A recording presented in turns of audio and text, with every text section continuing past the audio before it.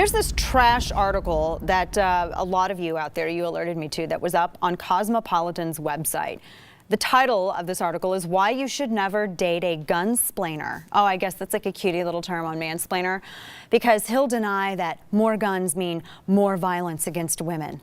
Actually. Cosmo thinks modern women apparently shouldn't date good guys with guns. Now, I don't read Cosmopolitan. If I wanted to kill brain cells, I'll do so with alcohol. I won't do it with Cosmopolitan because it doesn't taste good and it's not even fun to read. It's like eye torture, really. Nobody reads Cosmo anymore. And if I wanted to read about firearms, I'm certainly not going to do it with a bunch of brain dead, dilly bar-headed, acrylic nail-wearing idiots that write for a glossy women's magazine that think about that it's just silly. It's silly. I could go on. I don't like them, right? They're Zima drinkers. Anyway, let me womansplain some guns to you. First off, I went over at Cosmopolitan's website, right?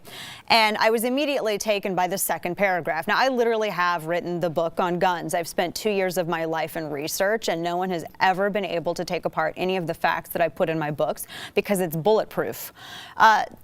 This is the second graph of this piece.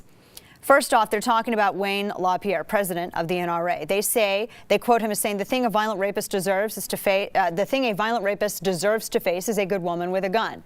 And Cosmo writes, he's wrong. First off, women are more likely to be attacked by someone they know, usually an intimate partner, than a stranger who breaks into the home or jumps out of an alleyway. In cases of domestic violence, the presence of a gun increases the risk of homicide by 500%. And studies have shown that all too often, guns meant to protect women at home are turned against them.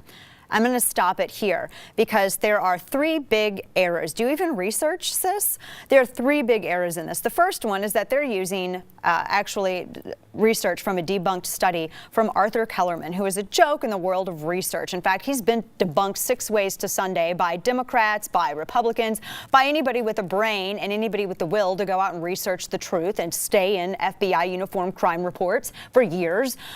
The Kellerman study was so fraudulent that he didn't even release his methodology for a long time. Dr. Gary Kleck, a lifelong Democrat criminologist down in the University of Florida, was the one who first called attention to Kellerman's false study because Kellerman was trying to argue that if a woman has a gun, or that a woman is more likely to be hurt by a gun she has as opposed to using it to defend herself. And the way that he went about this was to say he tried to lump in women who are hurt outside of the home by strangers who have their own guns. He tried to conflate that and include that in a pool of women who were hurt by guns that they had and were overpowered in their own homes, so as to inflate the statistic and come up with a completely bunk study that is still repeated by brain-dead third-wave anti-gun feminists today. And as an actual literate woman, it really bugs me to see this repeated ad nauseum as a way to eliminate yet another natural right from a woman if you want to have a discussion on what the real war on women is. But I digress. That was the first problem with this. The second problem is that the presence of a gun actually doesn't increase homicide by 500%.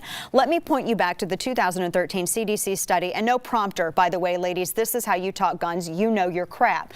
The 2013 CDC study that was commissioned by Barack Obama stated, and it was also with the National Research Institute, that the presence of a firearm and concealed carry actually deters crime.